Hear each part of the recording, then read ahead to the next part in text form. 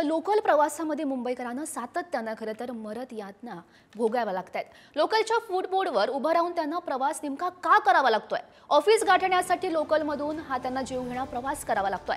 लोकलमध्ये असलेल्या प्रचंड गर्दीमुळे प्रवासी हे रुळांवर पडतायत। मुंबईकरांच्या लोकल प्रवासाचा पुढारी न्यूजनं रियालिटी चेक केलाय। काल घटना घडली। मुंब्रा रेल्वे घटनेमध्ये जवळपास 13 जण रेल्वेतून पडून जखमी झाले, त्यातल्या 4 जणांचा मृत्यू झाला। इतरांवर सध्या उपचार सुरू आहेत। कसाऱ्याहून मुंबईकडे येणाऱ्या फास्ट लोकलचे प्रवासी मुंब्रा रेल्वे स्थानकामध्ये विरुद्ध दिशेने येणाऱ्या लोकलला घासल्यानं ही घटना घडली। मात्र ही घटना का घडली? रेल्वे प्रवाशांना लोकलच्या दारावर उभं राहून जीवघेणा प्रवास नेमका का करावा लागतोय, याचाच आढावा आपण आज घेतोय।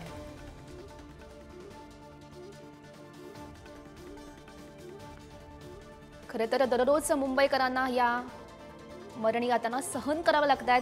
गर्दी आपण बघू शकतोय। खरं तर दररोज ही प्रचंड गर्दी होते। दररोज एक ना एक व्यक्ती खरं तर या लोकलमधून पडत असतो। कालची जी घटना घडली त्यामुळे खरं तर मृतांची संख्या वाढली, जास्त जण खाली पडले, त्यामुळे खरं तर सरकारचं या घटनेवर लक्ष गेलं। मात्र दररोज या मरण यातना मुंबईकरांना कराव्या लागतात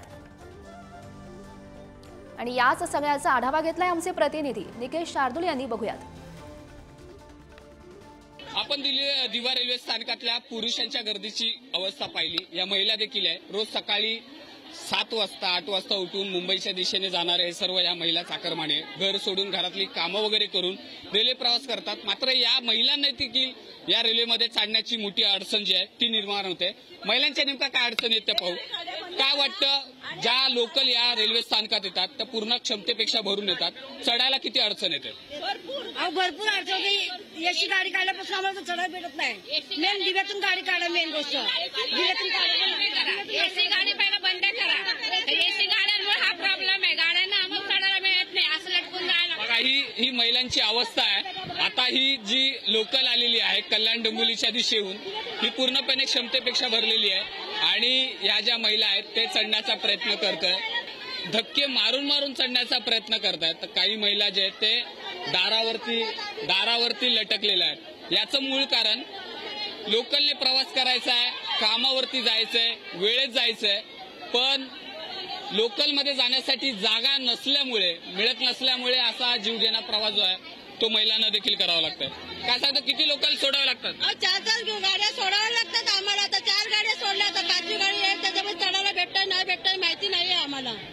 तर तुम्ही इथून दिवावरून गाडी सोडा आमच्यासाठी, कारण आमचा प्रवास रेल्वे पकडण्यासाठी येते। काय नेहमी हे चित्र नेहमीचं चित्र आहे? हो, हे नेहमीचं चित्र आहे, कारण आम्हाला ट्रेन भेटतच नाही। स्लो ट्रेनच इथे थांबतात, फास्ट ट्रेन तर थांबत नाही। त्यात एसी ट्रेन असल्यामुळे तर एसी ट्रेनमुळे अजून प्रॉब्लेम होतात। ट्रेन बंद करा आणि लोकल ट्रेन वाढवा।